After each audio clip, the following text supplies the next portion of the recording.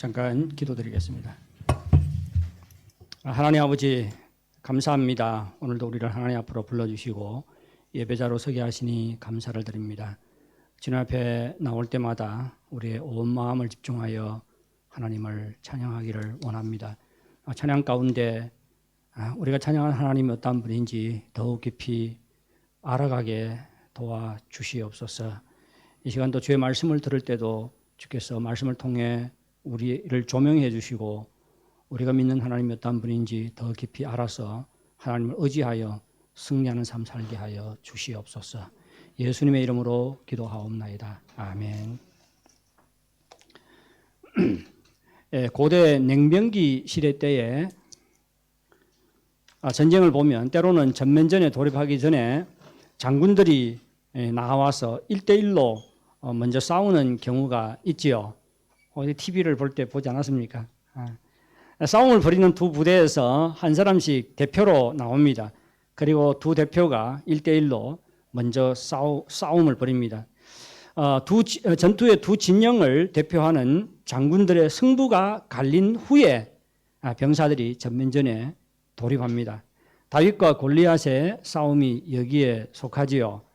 이스라엘 사람들과 블레셋 사람들이 전면전에 돌입하기 전에 다윗이 이스라엘 진영의 대표로 나오고 골리앗이 블레셋 진영의 대표로 나와서 먼저 싸웠습니다. 다윗이 골리앗을 죽이지요.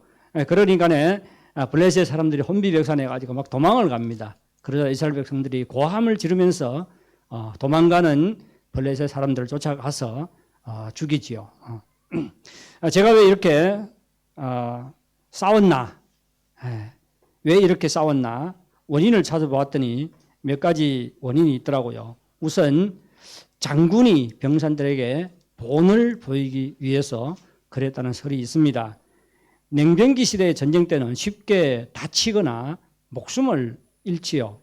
그래서 싸움을 앞두고 병사들은 다 무서워했습니다. 우리가 영화 같은 거 보면 얼마나 용감하게 싸워요. 실제는 그렇지 않습니다. 보십시오. 나가면 죽어요. 다치거나. 그러니까 많은 사람들이 전사들이 싸우기를 원치를 않았어요. 무서워했습니다. 두려움에 떠는 병사들에게 본을 보여서 더욱 용감하게 전투에 임하도록 하기 위해서 장군이 먼저 나가서 싸웠다는 것이에요. 또 하나의 이유는 병사들의 사기를 돋구기 위해서입니다. 희생이 많은 전쟁이기 때문에 싸움을 원하는 사람은 한 사람도 없었습니다. 그래서 전쟁을 앞두고 사기가 저조한 경우가 많았습니다. 병사들에게 사기를 불어넣어서 더욱 적극적으로 전투에 임하도록 하기 위해서 장군들이 1대1로 먼저 싸웠다는 것입니다. 제가 뜬금없이 냉병기 시대의 전쟁을 이야기하는 것은 오늘 본문에 나오는 모세와 바로의 대결이 이들 둘만의 대결이 아니라 이스라엘 백성과 애굽이라는 두 진영의 대표로 싸우고 있기 때문입니다. 하나님께서는 모세를 바로에게 보내서 하나님의 말씀을 전하라고 했지요. 이스라엘 백성을 애굽에서 내보내라는 것입니다. 그런데 모세는 전에 실패를 했잖아요. 바로가 모세의 말을 전혀 듣지 않습니다. 그래서 하나님께 이렇게 말하지요. 나는 입이 둔한 자이오니 바로가 어찌 나의 말을 들으리까. 6장 30절에 나옵니다. 모세는 사실 가기를 원치 않았습니다. 그러자 하나님께서 모세를 바로에게 신같이 되게 하겠다고 말씀하시지요. 신처럼 되게 하겠다. 그리고 모세의 형 아론을 그의 대언자가 되게 하겠다고 약속하셨습니다. 1, 2절을 보시기 바랍니다. 여호와께서 모세에게 이르시되 볼지어다 내가 너를 바로에게 신같이 되게 하였은즉 내 형 아론은 내 대언자가 되리니 내가 내게 명령한 바를 너는 내 형 아론에게 말하고 그는 바로에게 말하여 그에게 이스라엘 자손을 그 땅에서 내보내게 할지어다. 모세를 바로에게 신 같은 존재로 만들겠다고 말합니다. 무슨 뜻이지요? 모세를 통해서 많은 기적을 행함으로 신처럼 보이게 하겠다는 말입니다. 우리 집에 스티븐 잡스에 관한 책이 있습니다. 책 제목이 참 재밌더라고요. 누가 준 건데 보지는 않아서요. 예, 스티븐 잡스, 乔布斯 제목이 이렇습니다. 乔布斯像神一样的男人. 예, 스티븐 잡스 신과 같은 남자. 책 제목이 이렇습니다. 예, 스티븐 잡스를 신과 같은 남자라고 하는 것은 뭐 때문이죠? 일부 예배 때 물어보니까 빙과 궁수를 만들었기 때문이다. 그렇지 않지요. 뭐 때문에 그래요? 스마트폰을 만들어서 사람들의 생활에 가져온 변화가 엄청나기 때문입니다. 우리 지금 다 하나, 지금 셔텐노를 가지고 살고 있잖아요, 지금요. 얼마나 편리해졌습니까? 우리한테 우리의 생활에 가져온 변화가 엄청나지요. 그렇기 때문에 스티븐 잡스를 신과 같은 남자라 그렇게 말하고 있습니다. 그런데 성경을 읽어보면요, 모세는 스티븐 잡스가 비교도 할 수 없는 인물입니다. 모세는 인간의 힘으로 도저히 할 수 없는 많은 기적들을 행했지요. 물론 하나님이 모세를 통해서 행한 것입니다. 모세가 기적을 많이 행했기 때문에 바로 왕은 물론 이스라엘 백성마저도 모세를 신과 같은 존재로 여겼습니다. 자칫 잘못하면 그들이 모세를 우상으로 섬길 수 있기 때문에 하나님께서는 그의 무덤조차 남겨두지 않았지요. 무덤이 있으면 어떻게 하겠습니까? 처음에는 모세를 존경해서 가서 기념을 하다가 후에는 어떻게 할 수 있어요? 무덤을 어떻게 할 수 있습니까? 막 경배할 수 있지요. 저는 이것을 방지하기 위해서 모세의 무덤을 남겨두지 않았구나 그렇게 생각을 합니다. 하나님께서는 입이 둔한 자라고 말하는 모세에게 기적을 통해서 함께 하겠다고 약속하신 것입니다. 하나님께 사용받는데 모세가 입이 둔한 것요, 전혀 문제가 되지 않지요. 그렇지 않습니까? 마찬가지로 하나님께 사용받는 데는 우리의 연약함이나 무능함이 전혀 문제가 되지 않습니다. 하나님께서 함께 하시면 우리가 아무리 연약하고 무능한 사람이라 할지라도 하나님께 귀하게 사용받을 수 있습니다. 따라서 우리 자신의 연약함을 핑계로 하나님의 부르심에 응하지 않는 것은 겸손이 아니라 이것은 불신입니다.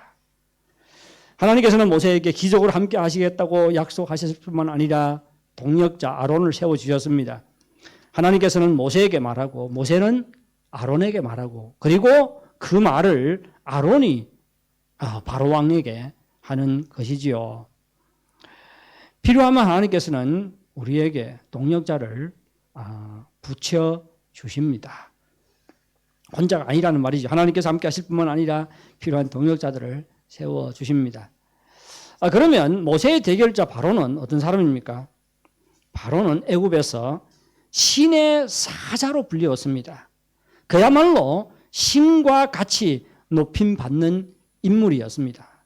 그런데 하나님께서 바로의 마음을 완악하게 하겠다고 말하고 있지요. 3절부터 5절을 보시기 바랍니다. 내가 바로의 마음을 완악하게 하고 내 표징과 내 이적을 애굽 땅에서 많이 행할 것이나, 무슨 말이죠? 하나님께서 바로 왕의 마음을 완악하게 하는 목적이 무엇입니까? 애굽 땅에서 많은 기적을 행하기 위해서입니다. 내 표징과 내 이적을 애굽 땅에서 많이 행할 것이나 바로가 너희의 말을 듣지 아니할 터인즉 내가 내 손을 애굽에 뻗쳐 여러 큰 심판을 내리고 내 군대 내 백성 이스라엘 자손을 그 땅에서 인도하여 낼지라. 큰 기적을 행해서 이스라엘 백성들을 인도하여 내겠다고 말하고 있습니다. 그리고 5절요. 내가 내 손을 애굽 위에 펴서 이스라엘 자손을 그 땅에서 인도하여 낼 때에, 마지막이 중요합니다. 애굽 사람이 나를 여호와인 줄 알리라 하시며, 하나님께서 바로의 마음을 완악하게 하겠다고 지금 말하고 있는데 이것은 무슨 뜻이지요? 완악하다는 말은 막 마음이 굳어져 가지고 모세의 말을 전혀 듣지 않을 것이라는 뜻이지요. 그런데 하나님께서 이 바로의 마음을 완악하게 하겠다고 말하고 있습니다. 바로가 모세의 요구를 들어주기를 원하는데, 바로는 원래 모세의 요구를 들어주기를 원하는데 하나님께서 막으셔가지고 바로의 마음을 완악하게 해가지고 바로가 모세의 요구를 들어주지 않았다. 뭐 그런 뜻입니까? 책임은 바로에게 있는 것이 아니라 누구에게 있다? 하나님께 있다. 뭐 이런 뜻입니까요? 그렇지 않지요. 보십시오. 바로의 마음은 원래부터 어떻습니까? 완악했지요. 그렇지 않습니까? 원래부터 완악했습니다. 여러분 한번 생각해 보십시오. 그때 당시에 이스라엘 백성의 인구가 한 200만이 넘을 거예요. 그러면 그 중에 그 후에 이제 인구 통계를 보면 전쟁에 나가서 싸울 수 있는 성인 남자가 몇 명이에요? 60 몇만입니다. 그러면 성인 여성들은 몇 만이에요? 또 60 몇만 될 거 아닙니까? 그러면 애굽을 위해서 일할 수 있는 사람이 얼마예요? 120만이 넘습니다. 노예예요. 애굽을 위해서 일해주지 않나요? 얼마나 대단한 노동력입니까? 애굽의 왕 바로가 이 사람들을 그대로 내보낼 리가 없지요. 바로 왕의 마음은 원래부터 완악했습니다. 그런데 하나님께서 바로 왕의 마음을 완악하게 했다는 것은 하나님께서 바로 왕의 마음을 바꿀 수 있는 능력이 있지만 완악한 상태 그대로 두었다는 말입니다. 우리도 원래는 마음이 완악했지요. 다 완악했습니다. 이러한 우리가 예수님을 믿고 하나님의 자녀가 된 것은 하나님께서 우리에게 긍휼과 자비와 은혜를 베푸셨기 때문입니다. 우리의 마음을 부드럽게 만드셨기 때문이에요. 그런데 하나님께서는 하나님의 목적을 위해서 완악한 사람들의 마음을 그대로 두는 경우가 있습니다. 로마서 1장에서 이것을 말하고 있지요. 로마서 1장을 보면 하나님께서 죄악 가운데 떠나기를 싫어하는 자들을 그대로 내버려 두셨다고 말하고 있습니다. 이것이 바로 그들의 마음을 완악하게 하는 것입니다. 로마서 1장 24절에 이렇게 말합니다. 그들을 마음의 정욕대로 더러움에 내버려 두사. 그리고 26절은 똑같이 말합니다. 그들을 부끄러운 욕심에 내버려 두셨으니 28절요. 그들을 그 상실한 마음대로 내버려 두사. 이것이 바로 그들의 마음을 완악하게 했다는 뜻입니다. 이러보건대 하나님께서 바로 왕의 마음을 완악한 마음 그대로 내버려 두는 것, 이것이 바로 하나님께서 바로 왕의 마음을 완악하게 했다는 뜻입니다. 바로는 마음이 완악해져서 모세의 요구를 들어주지 않는 것이지요. 하나님께서 바로 왕의 마음을 완악하게 한 것은 무엇을 위해서지요? 우리가 3절에서 봤다시피 애굽 땅에서 더욱 많은 기적을 행하기 위해서입니다. 그러면 더욱 많은 기적을 행해서 뭘 하겠다는 것이지요? 두 가지 목적이 있습니다. 첫 번째 목적은 이스라엘 백성을 애굽에서 구출해내는 것입니다. 4절이 이것을 말하고 있지요. 내 군대 내 백성 이스라엘 자손을 그 땅에서 인도하여 낼지라. 4절입니다. 그런데 하나님께서는 단순히 이 목적을 이루는 것이라면 너무 쉽겠지요. 애굽 왕 바로로 하여금 단번에 이스라엘 백성들을 내보내게 하실 수 있습니다. 하나님께 이런 능력이 있을까요? 없을까요? 당연히 있지요. 그런데 하나님께서는 그렇게 하시지 않았습니다. 바로의 마음을 완악하게 함으로 그로 하여금 모세와 아론의 요구를 거절하게 하고 모세와 아론이 큰 어려움을 겪게 하지요. 이는 또 다른 목적을 이루기 위해서입니다. 이 두 번째 목적은 하나님의 자기 계시입니다. 5절이 이 두 번째 목적을 말하고 있습니다. 5절 한번 다시 한번 보시기 바랍니다. 내가 내 손을 애굽 위에 펴서 이스라엘 자손을 그 땅에서 인도하여 낼 때야 애굽 사람이 나를 여호와인 줄 알리라 하시매. 예, 하나님의 자기 계시죠. 애굽 사람이 나를 여호와인 줄 알리라. 예, 이스라엘 백성의 출애굽 과정을 통해서 자신이 어떠한 분인지를 드러내고 애굽 사람으로 하여금 여호와 하나님을 알게 하는 것입니다. 더 나아가서 이스라엘 백성들이 여호와 하나님을 더 깊이 알고 또 온 천하에 여호와 하나님만이 유일한 하나님인 것을 드러내고 선포하기 위해서입니다. 우리가 출애굽을 보면요, 구조가 아주 분명합니다. 1장부터 18장, 제가 여러 번 이야기했지요, 설교 시간에. 1장부터 18장, 하나님의 구출, 구원입니다. 이스라엘 백성을 애굽에서 구원해내는 거예요. 구원해낸다면 뭐 하지요? 19장부터 24장, 이스라엘 백성과 언약을 맺으심. 언약 맺습니다. 이스라엘 백성을 나는 너의 하나님, 너희는 나의 백성, 이렇게 언약 관계를 맺으셔요. 그리고 25장부터 40장까지는 이스라엘 백성들로 하여금 뭘 하게 합니까? 성막을 만들게 합니다. 성막을 만들게 해요. 성막은 하나님의 이 땅에서의 거처지요. 그러면 이스라엘 백성 가운데 성막이 있다는 것을 무엇을 말합니까? 하나님께서 그들 가운데 있다는 것입니다. 하나님께서 그들과 동행한다는 말이에요. 그러면 구조가 분명해지죠. 이스라엘 백성을 구원하고 그들을 하나님의 백성으로 삼으시고 그 다음에는 뭐 합니까? 그들과 동행하는 것입니다. 아주 분명해요. 그래서 이것이 출애굽의 가장 중요한 스토리입니다. 그런데요, 이 출애굽기의 저변에는 또 하나의 중요한 주제가 흐르고 있는데, 그것은 하나님의 구원사역이란 사실만을 이야기하는 것이 아니라 하나님께서 이 구원사역 과정을 통해서 뭘 하는 것입니까? 자기 계시, 자신을 드러내는 것입니다. 그래서 애굽으로 하여금 여호와 하나님께서 유일한 하나님을 알게 하고 또 이스라엘 백성들로 하여금 여호와 하나님이 어떤 분인지를 알게 하는 것입니다. 보십시오. 400년 동안이나 애굽에서 종살이를 했습니다. 애굽은 다신교 사회지요. 그런 데서 종살이를 했어요. 400년 동안. 그러니까 뭐 여호와 하나님은 알지만 도대체 이분이 어떤 분인지, 그리고 애굽의 신들과는 무슨 차별이 있는지 이스라엘 백성들도 잘 몰랐습니다. 그런데 출애굽 과정을 통해서 여호와 하나님만의 유일한 하나님인 것을 알도록 하신 것이지요. 애굽 사람으로 하여금, 이스라엘 백성으로 하여금, 그리고 온 천하에 이러한 진리를 드러내고 선포한 것입니다.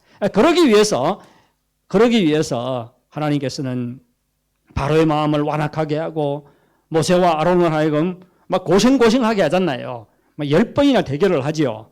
고생하게 하고, 출애굽 과정이 뭐 순조롭지 않게 하고, 그래서 많은 기적을 행하게 하고, 이것이 하나님께서 이루고자 하는 중요한 목적입니다.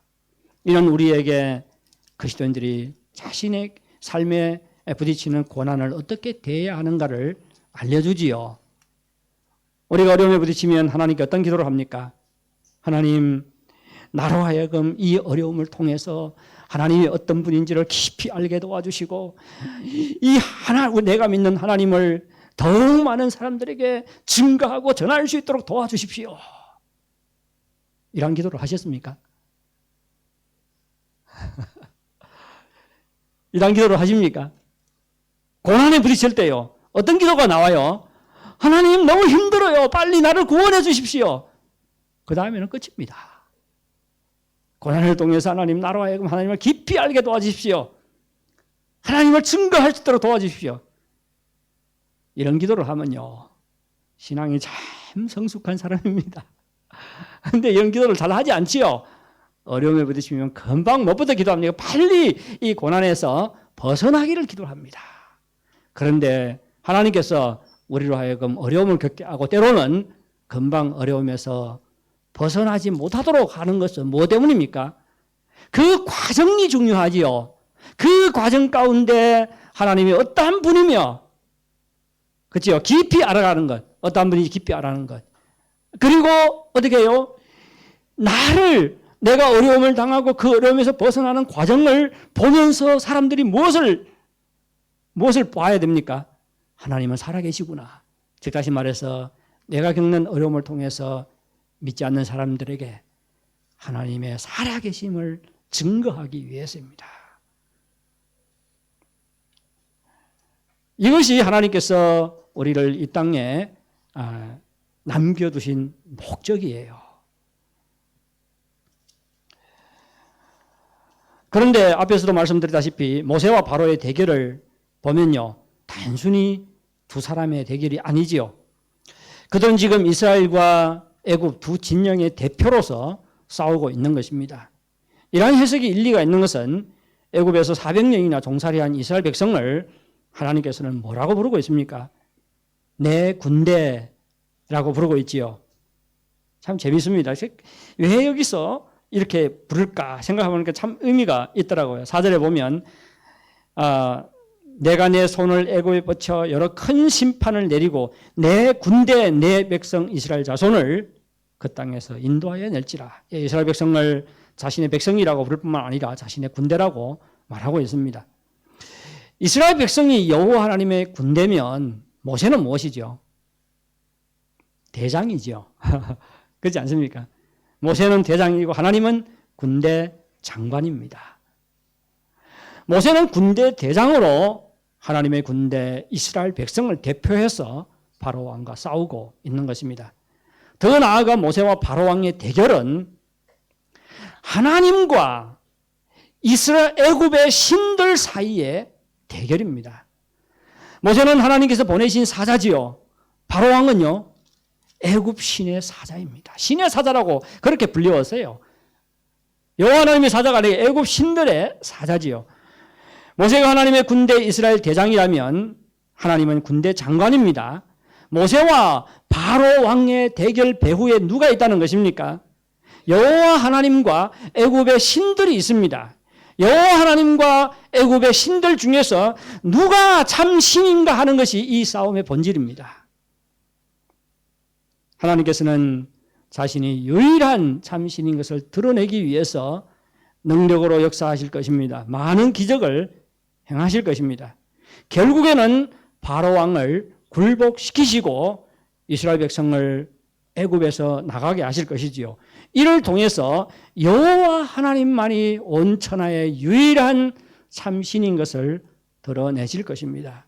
이것이 모세와 바로의 대결의 본질이고 근본 목적입니다. 그런데 바로 왕과 애굽은 이 세상을 대표하지요.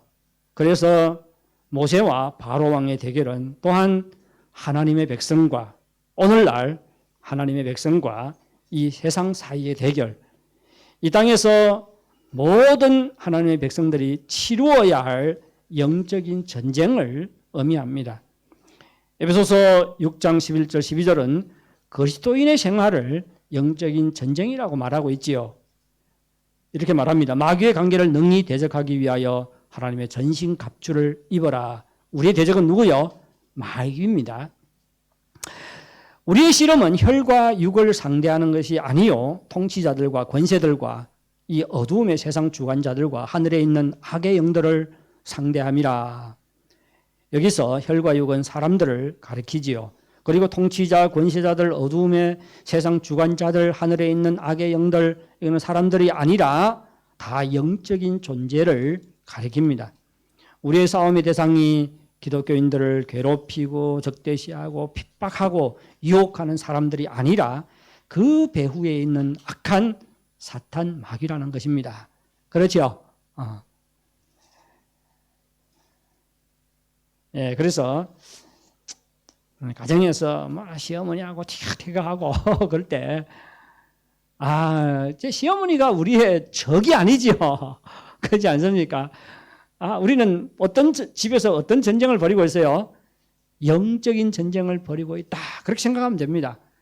예, 그러면요, 이런 생각을 가지면 신앙생활의 자세가 완전히 달라집니다. 어떻게 해야 돼요?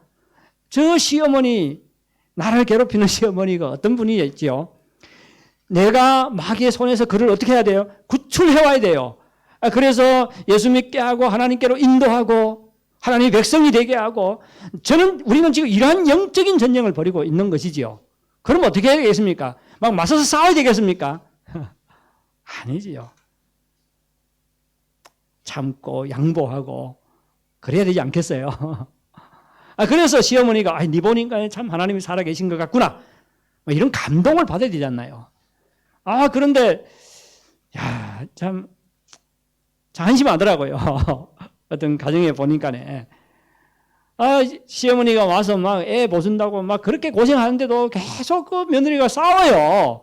생각이 얼마나 많이 다르겠어요. 도시에서 자란 며느리 그리고 시골에서 온 시어머니 너무 생각이 다르지요. 나이 차이도 많고. 그런데 만일 시어머니를 내가 하나님께로 인도해야 될 대상으로 생각한다면 어떻게 하겠어요? 아직도 예수도 믿지 않는데 참지 않겠습니까?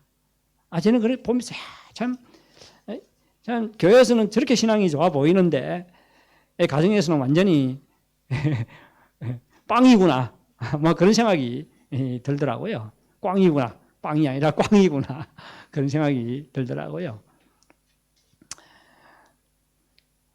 우리가 이 사회에서도 마찬가지입니다. 우리 싸움의 대상이 기독교인들을 괴롭히고 적대시하고 핍박하고 유혹하는 그런 부류의 사람들이 아닙니다.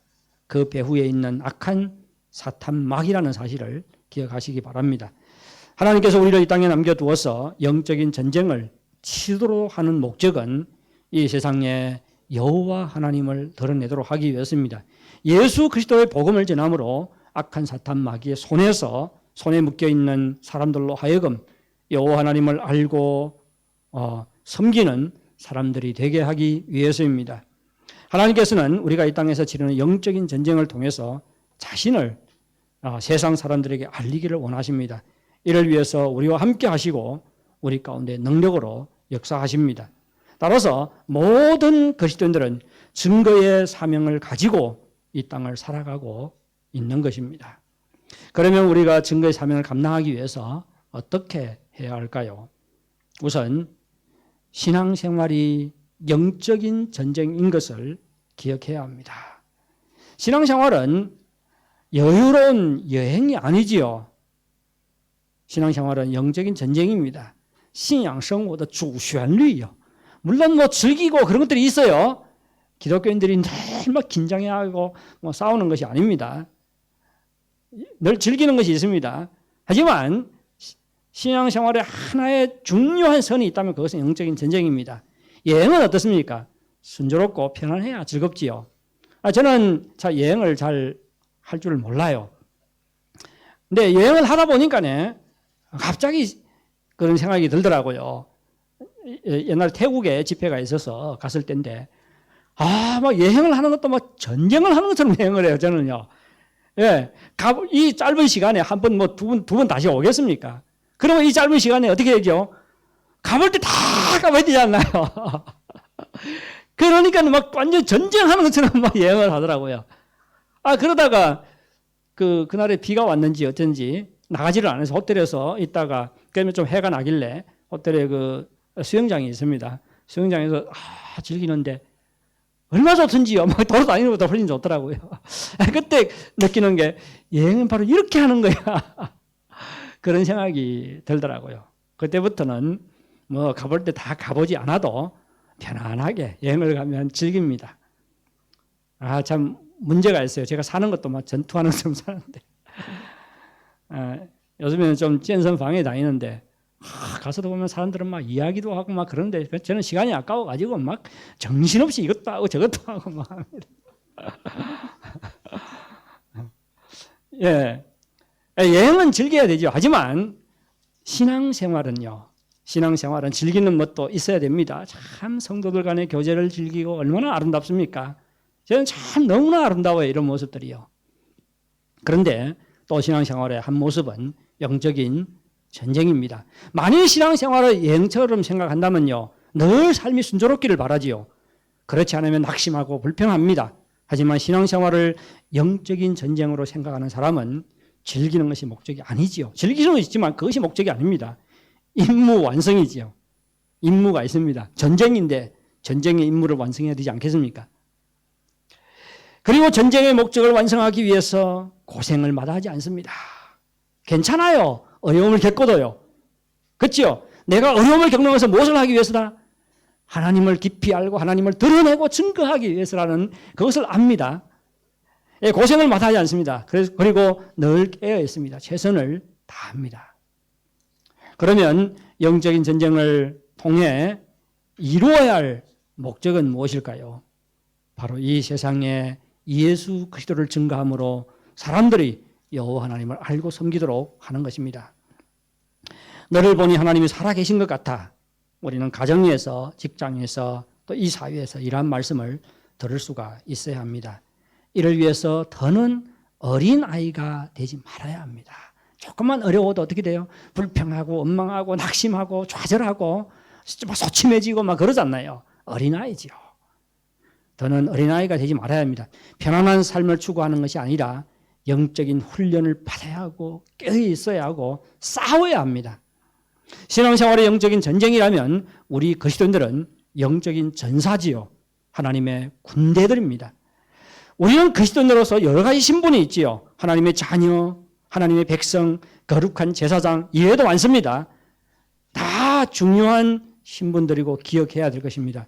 이런 신분 외에도 우리가 꼭 기억하고 있어야 할 또 하나의 중요한 신분이 있다면 그것은 하나님의 군대라는 신분입니다. 이 신분은 이 세상을 살아가는 동안 너무나도 중요한 신분입니다.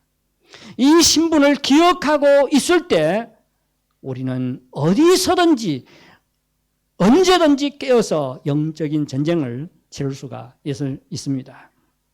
이런 기사들이 있지요.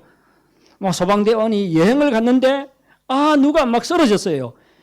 소방대원은 얼마나 잘합니까? 이런 것들은요. 사람을 구하고 그러니까 거기서 이렇게 바닷가에 놀러 갔다가 거기서 누구 쓰러진 사람을 졸도한 사람을 보고 막 인공호흡을 시켜가지고 구원했다. 무슨 말입니까?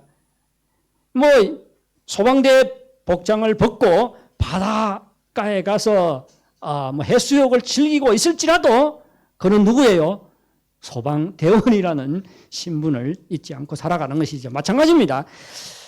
우리가 우리의 신분을 하나님의 군대라는 이런 신분을 기억하고 있을 때 우리는 어디서든 언제든지 깨어서 영적인 전쟁을 치를 수가 있습니다. 그런데 안타까운 것은 우리 그리스도인들이 너무나 쉽게 자신이 하나님의 군대라는 신분을 망각하고 살아간다는 것입니다. 여러분은 늘 나는 하나님의 군대야 이런 생각을 하고 살아갑니까? 아니면 나는 아직도 젖을 먹는 어린아이야 이렇게 생각하고 살아갑니까? 이런 잊어버리고 살아가요. 더 안타까운 것은 자신이 하나님의 군대라는 사실을 전혀 모르는 그리스도인들이 적지 않습니다. 그러니 어린아이가 엄마에게 칭얼대는 것처럼 신앙생활을 합니다. 조금만 삶이 어려워도 칭얼대고 불평하지요. 하나님께 보채기만 하지 싸우려 하지 않습니다. 우리가 영적인 전쟁을 통해서 예수 그리스도를 증거하는 목적을 이루기 위해서는 우리 자신이 하나님의 군대라는 사실을 잊지 말고 살아가야 합니다. 군대라고 하면 젊은 청년들을 떠올 수 있지요. 그런데 그리스도인들은 젊은이든 늙은이든 남자든 여자든 다 하나님의 군대입니다. 하나님께서 애굽에서 종살이하던 모든 이스라엘 백성을 하나님의 군대라고 했지 젊은이들만 하나님의 군대라고 한 것은 아니잖아요. 마찬가지입니다. 그리스도인이라면 누구든지 하나님의 군대입니다. 우리 중에 연세가 가장 많은 분이 저 뒤에 앉아 계시는 이제 후에는 좀 연세 많은 분들 좀 앞으로 앉으세요.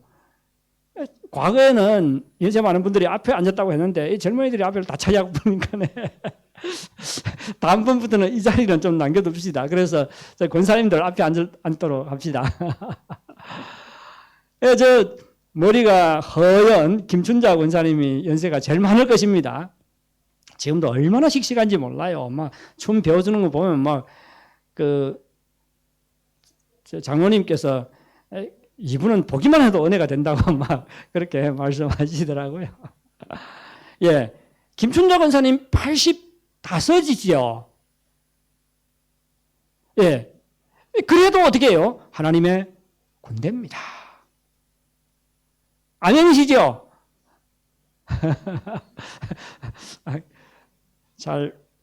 예. 예, 누구든지 하나님의 군대입니다. 그리스도인이라면 이 시각부터 이 자리에 앉은 모든 분들 자신이 하나님의 군대인 것을 기억하고 살아가시기 바랍니다. 그래서 하나님의 군대답게 영적인 전쟁을 치르며 살아가시기 바랍니다. 둘째, 승리의 확신을 가지고 믿음으로 순종해야 합니다. 우리가 이 세상에서 영적인 전쟁을 치루어서 예수 그리스도를 증거하는 목적을 이루기 위해서 또 해야 할 한 가지가 있는데 그것은 승리의 확신을 가지는 것이고 또 그 믿음으로 주님께 순종하는 것입니다. 우리가 승리의 확신을 가져야 하는 것은 주님께서 우리와 함께 하기 때문이지요. 우리를 위해서 싸우시기 때문입니다. 우리의 군대 장관입니다. 예, 옛날에는 군대 장관이 어떻게 해요? 먼저 앞으로 나가잖아요. 옛날 전쟁에서는. 지금은 진지에서 지휘만 하고 있지만 옛날에는 장군이 어떻게 먼저 앞서 나갔어요. 마찬가지입니다. 하나님께서 우리와 함께 하시고 우리를 위해서 싸우시고 우리 앞서 나가시는 분입니다. 오늘 본문에 나오는 모세와 바로 왕의 대결을 보면요. 마치 계란으로 바위치기 격이지요. 바로 왕은 가장 강대한 제국의 왕입니다. 그에 비해서 모세는 어떤 사람이지요? 보잘것없는 노예들의 대표입니다. 80세가 넘었어요.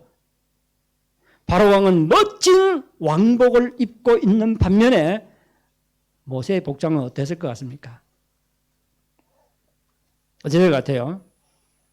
얼마 전까지만 해도 양치기를 하던 초라한 옷차림을 하고 있었을 것입니다.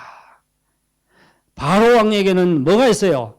말병거가 있고 군사들이 있습니다. 하지만 모세에게는 뭐가 있습니까? 아무것도 없어요. 손에 쥔 것이라고는 달랑 지팡이 하나 들고 있습니다. 겉으로 보면 게임이 되지 않지요. 정말로 그야말로 계란으로 바위치기입니다. 하지만 우리가 영적인 눈으로 모세를 볼 때 바로 왕이야말로 그야말로 어떻게 돼요? 계란으로 바위치기지요. 그렇지 않습니까? 왜요? 모세의 손에 뭐가 있습니까?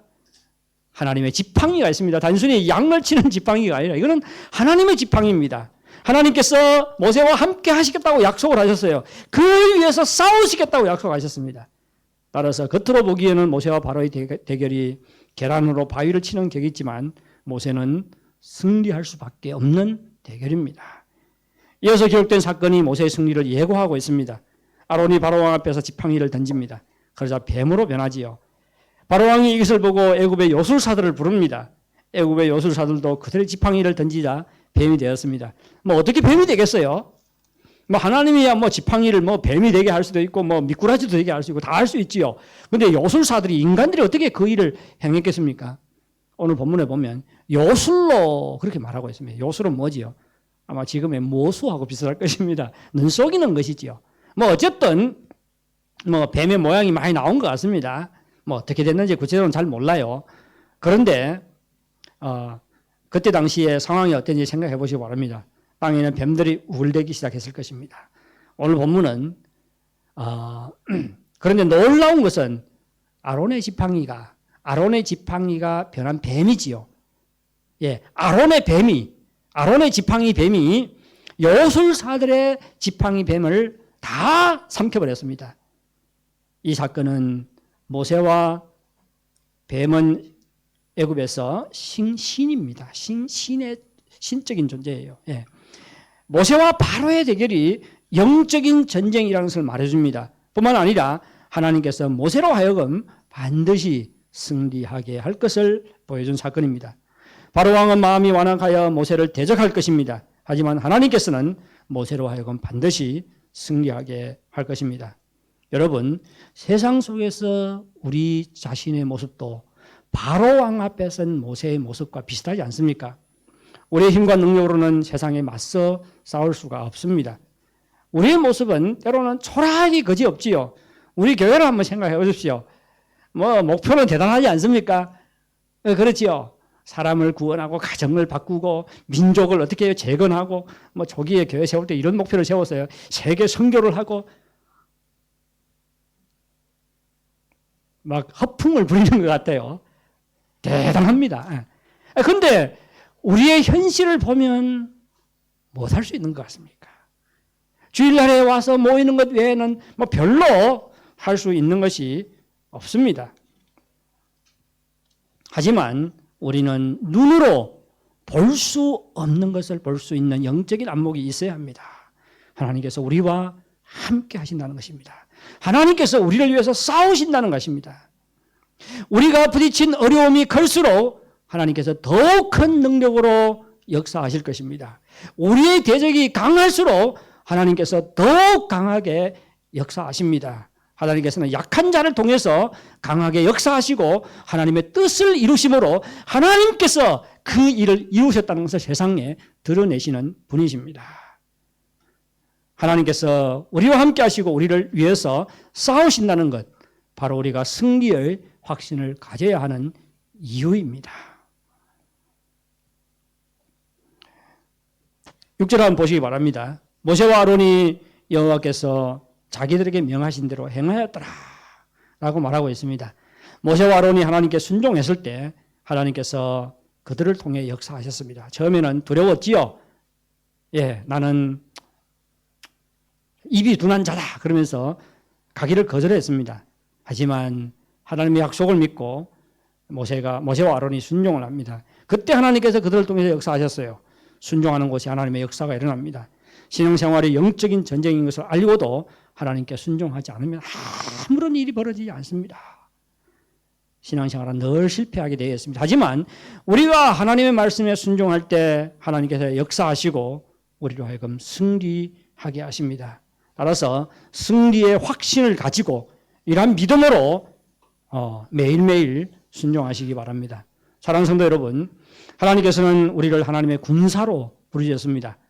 하나님께서 우리를 하나님의 군사로 부르신 것은 우리를 통해 예수 그리스도를 증거해 사람들로 하여금 예수님을 믿고 살아계신 하나님을 섬기도록 하기 위해서입니다. 따라서 신앙생활은 영혼을 구하는 영적인 전쟁인 것을 기억하시기 바랍니다. 그래서 어려움에 부딪힐 때도 낙심하지 마시고 우리를 위해서 싸우시는 하나님을 의지해 영적인 전쟁을 치르시기 바랍니다. 그리고 승리의 확신을 가지고 믿음으로 순종하시기 바랍니다. 우리 뒤에는 누가 계세요? 하나님이 계십니다. 하나님께서 우리를 위해서 싸우십니다.